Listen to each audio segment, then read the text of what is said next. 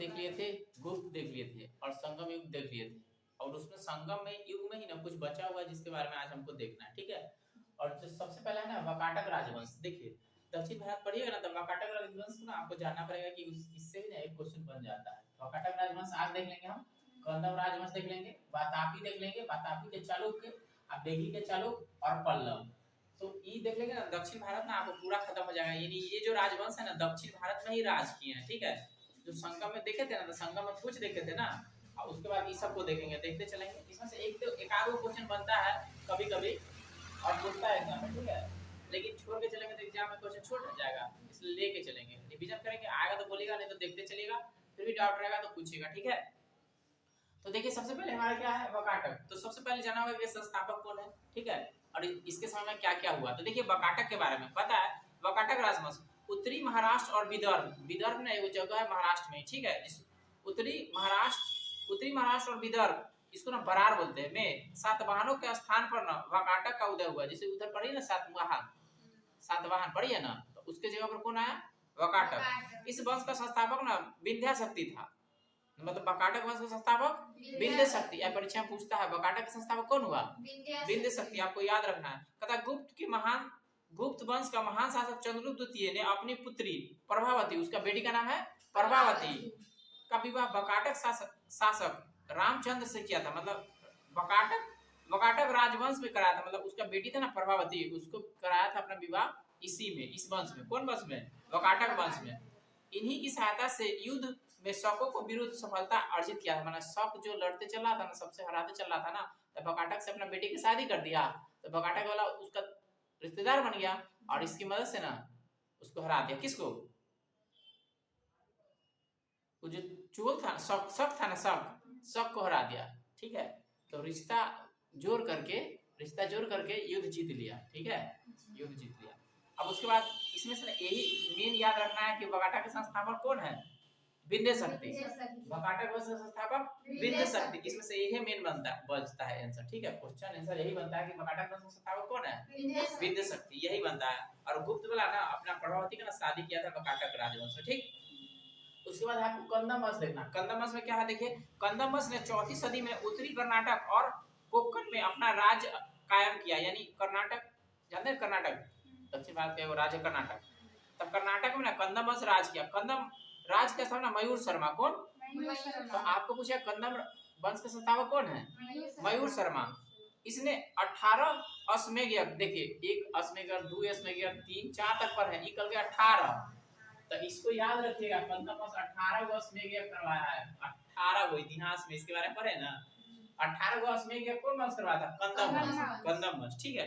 18 अश्वमेध यज्ञ किए और ब्राह्मणों को कई गांव दान में दिए। दान में ब्राह्मणों को दान देने की प्रथा कौन चालू किया था, सातवाहन। आई 18 गो अश्वमेध यज्ञ करवाया, दान दे दिया बहुत सारा ब्राह्मण को, ठीक है। गांव दान दिए। कंदबों ने अपनी राजधानी ना वैजंती या बनवासी, इसी को कहते हैं वैजंती या बनवासी। तो पूछे कंदम के राज का राजधानी उसी को कहते हैं बनवासी, ठीक है। तो इसमें आपको याद रखना मयूर शर्मा, 18 गो अश्वमेध और वैजंती या बनवासियों का राजधानी था, ठीक है। तो ये खत्म हो गया आपका। तो आपको वाकाटक खत्म हो गया, कंदम खत्म हो गया। अब देखते हैं वातापी के चालुक्य। देखिए मेन बताते हैं जो एग्जाम में आएगा, ठीक है। दुनिया भर के पढ़ लो, एग्जाम में याद नहीं रहेगा तो क्या फायदा। तो मेन पर ध्यान रखिए, ठीक है। अब है वातापी के चालुक्य। कहता है चालुक्य ने 6वीं शताब्दी के पश्चिमी दक्कन में अपना राज स्थापित किया हुआ है। दक्कन गुजरात वाला। चालुक्य की राजधानी वातापी थी। चालुक्य की राजधानी वातापी, तो इसी में लगा हुआ है वातापी ना, वातापी, ठीक है। तो इसका राजधानी कहाँ रही, वातापी, ठीक है। तो आपको पूछेगा, अब देखिए चालुक्य की राजधानी वातापी थी। आधुनिक इसका बादामी, आधुनिक बादामी, यानी वातापी को ना बादामी बोलते हैं, ठीक है। वर्तमान में कर्नाटक के बीजापुर जिले में, कर्नाटक के बीजापुर जिले में, ठीक है। चालुक्य वंश का सबसे प्रतापी राजा पुलकेशिन द्वितीय, नर्मदा नदी के तट पर किरा हल गए, हर्षवर्धन के ये हरा, याद है ना। हाँ, तो चालुक्य वंश का सबसे प्रतापी राजा पुलकेशिन द्वितीय, वह कीर्तिवर्मन 1 का पुत्र था। पुत्र माने कि बेटा।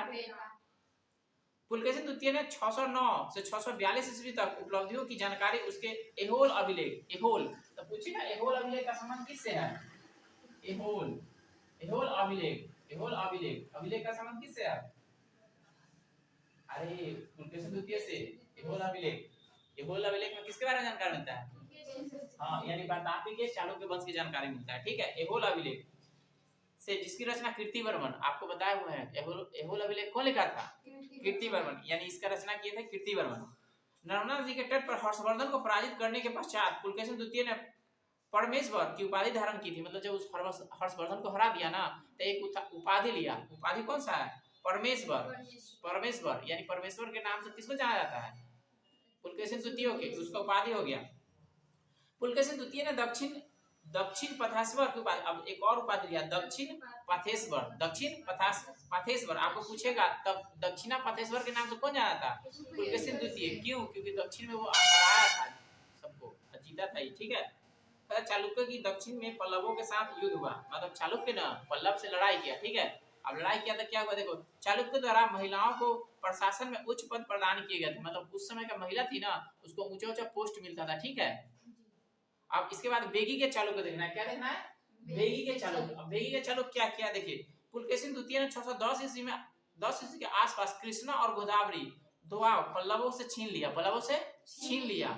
एक दोआब बेगी कहलाया। उसमें से एक दोआब, दो नदी जहां मिलते हैं उसके बीच की जो भूमि होती है ना, जैसे इधर से भी नदी आ रहा है, इधर से भी नदी आ रहा है, तो यहाँ जो बीच में जो जगह बना ना, ये दोआब बन गया। कि दोआब, इसी दोआब में ना खेती अच्छा होगा, खेती बाड़ी अच्छा होगा। ठीक है, इसी खेती बाड़ी अच्छा, और इसको दोआब बोलते हैं। दो नदियों के बीच की भूमि को दोआब बोलते हैं। ठीक है, जैसे पटना आपका दोआब है, एक तरफ से गंगा, एक तरफ से सोन, और बीच में पटना।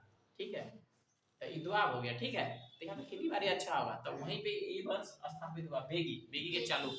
ठीक है, कहा बेगी के चालुक्य वंश की ही एक शाखा स्थापित की गई, जो बेगी के पूर्व चालुक्य राजवंश कहलाने लगे।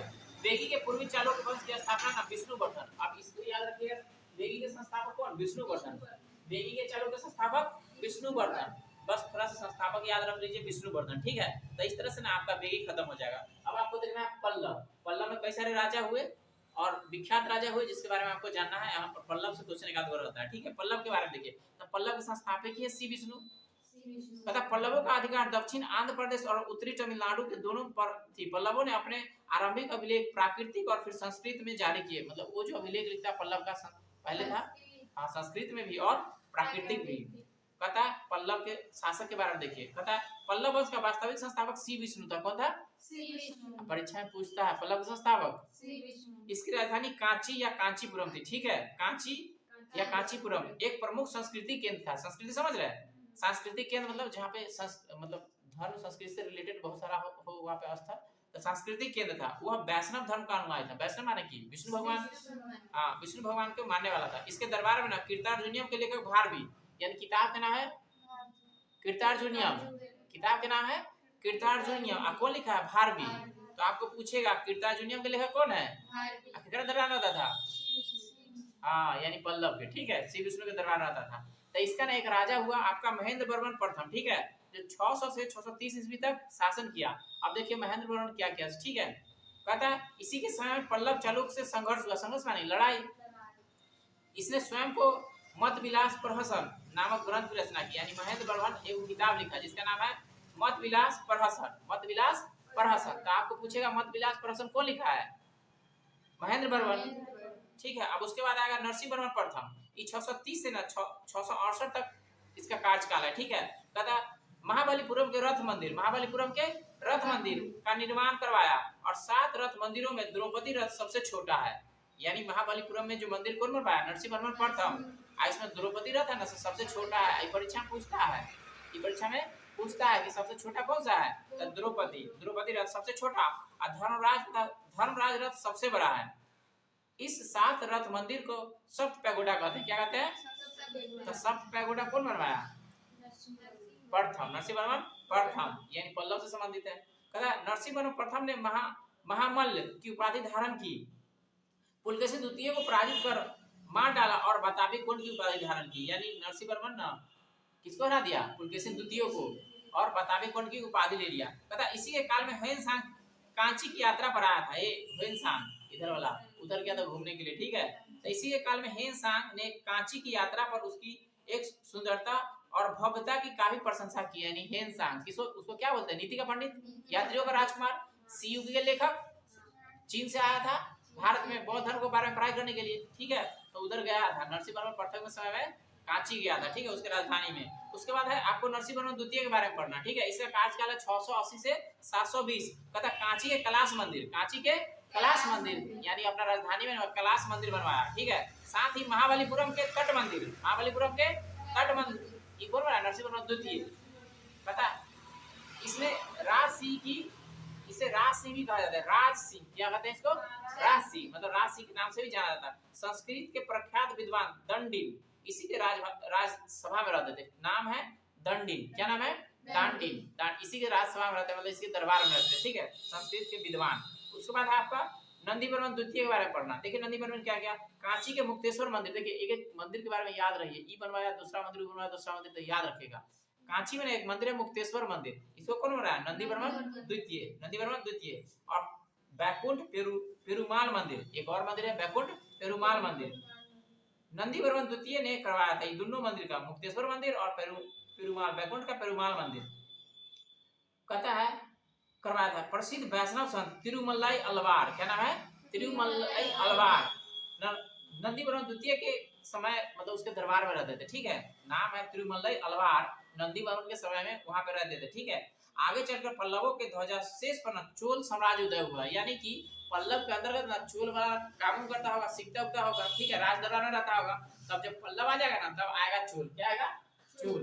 तब अगले दिन हम पढ़ेंगे चोल के बारे में, ठीक है। आज चोल सभी प्रश्न पूछता है, चोल सभी प्रश्न पूछता है। यहाँ तक कोई प्रॉब्लम है? नहीं। ठीक है।